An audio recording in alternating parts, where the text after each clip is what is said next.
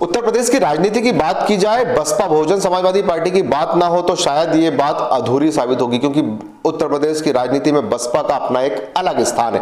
हालांकि इस चुनाव में बसपा नजर नहीं आ रही है। बसपा के राष्ट्रीय प्रवक्ता फैजान खान हमारे साथ हैं, हम उन्हीं से सीधे बात करते हैं कि आखिर क्या वजह है, किस तरह की रूपरेखा है इस इलेक्शन को लेकर उनकी, और क्या वर्किंग चल रही है अभी, और क्यों बसपा नजर नहीं आ रही है।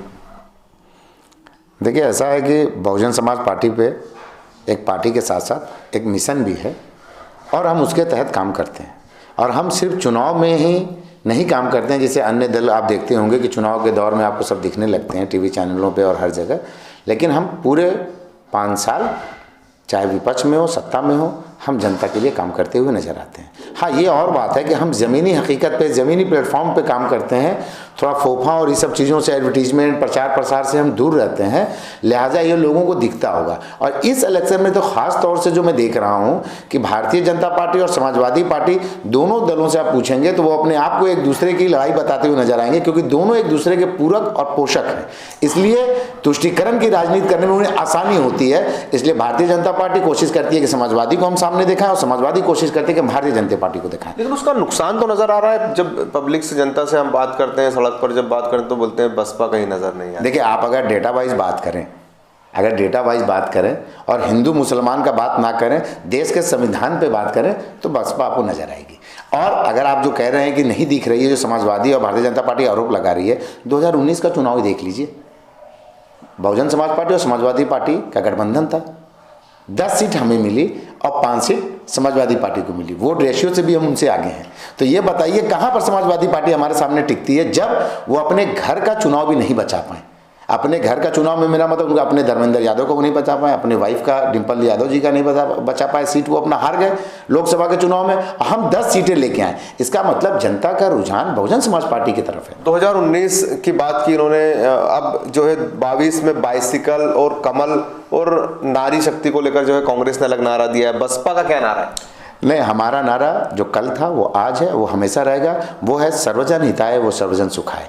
और रही बात आपने बाईसाइकिल का, वो प्रोनाउंस नहीं कर पा रहे समाजवादी पार्टी के लोग, जनता उसे बाईसाइकिल कह रही है। जिसे वो बाई कह रहे हैं, जनता उसे बाईसाइकिल कह रहे हैं। और भारतीय जनता पार्टी को भाग जाओ पार्टी कह रहे हैं। कांग्रेस का चूंकि यहाँ वजूद नहीं रहा है, क्योंकि लड़की हूँ लड़ सकती हूँ, तो लड़की हूँ लड़ सकती हूँ पूरे देश के लिए है, सिर्फ उत्तर प्रदेश के लिए नहीं। जनता बखूबी देख रही है कि ये चुनावी मेला है जिसमें सब लोग एक दूसरे पे इतने ज़्यादा फुलझड़ियाँ छोड़े, जनता को सपना दिखा रहे हैं। और ये बात, आपने सपने की बात की, तो लेटेस्ट आप जानते ही हैं, अब तो सपने में भी राजनीति में लोग भगवान का नाम लेना शुरू कर दिए।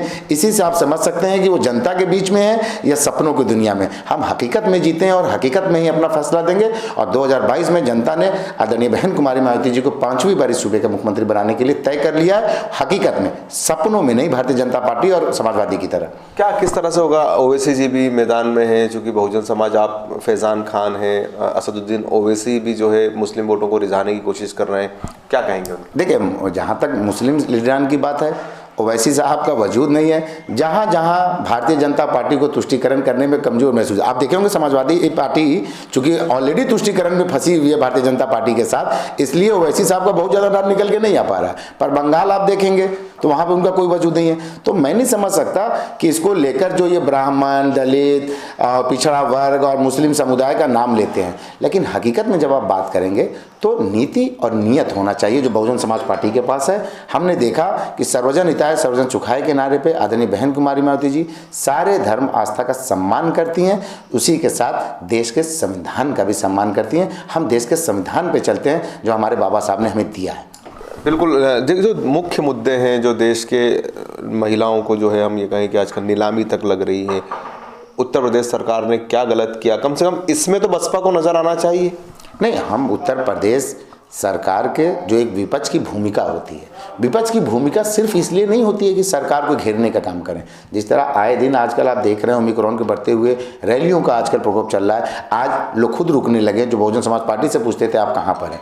तो हम स्टार्टिंग से आप देखेंगे कि आदरणीय बहन कुमारी मायावती जी लगातार प्रेस कॉन्फ्रेंस, एएनआई, ट्वीट के जरिए और जब जरूरत महसूस हुई तो जनता के बीच में भी आई। 9 अक्टूबर को माननीय काशीराम जी के पुण्यतिथि पे जब आदरणीय बहन जी निकली थी बाहर, तो बिना रैली बुलाए हुए लाखों के तादाद में उत्तर प्रदेश की जनता उन्हें देखने के लिए आई। इसी से आप अंदाजा लगा सकते हैं कि जो नुक्कड़ सभा भारतीय जनता पार्टी और समाजवादी पार्टी दिखाकर मीडिया में और अपने आप को दिखा रही, आज टिकट घोषित करते हैं अखिलेश यादव जी, अकेले दिखेंगे अपने अखिलेश यादव जी, आज भारतीय जनता पार्टी घोषित करते अकेले दिखेगी।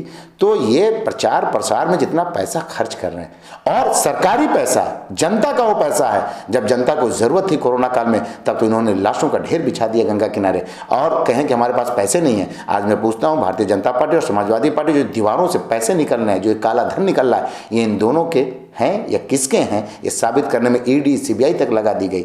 हम इसीलिए कहते हैं बहुजन समाज पार्टी इस बार आप देखिएगा, चाहे उस उत्तर प्रदेश में 2007 से 12 का आप शासनकाल देखें, कानून द्वारा कानून का राज अगर किसी ने स्थापित किया है तो आदरणीय बहन कुमारी मायावती जी ने किया। होगा कि बसपा इस चुनाव में किस तरह से मैदान में सामने आती है। आजाद बोल के लिए लखनऊ से मैं समीर खान।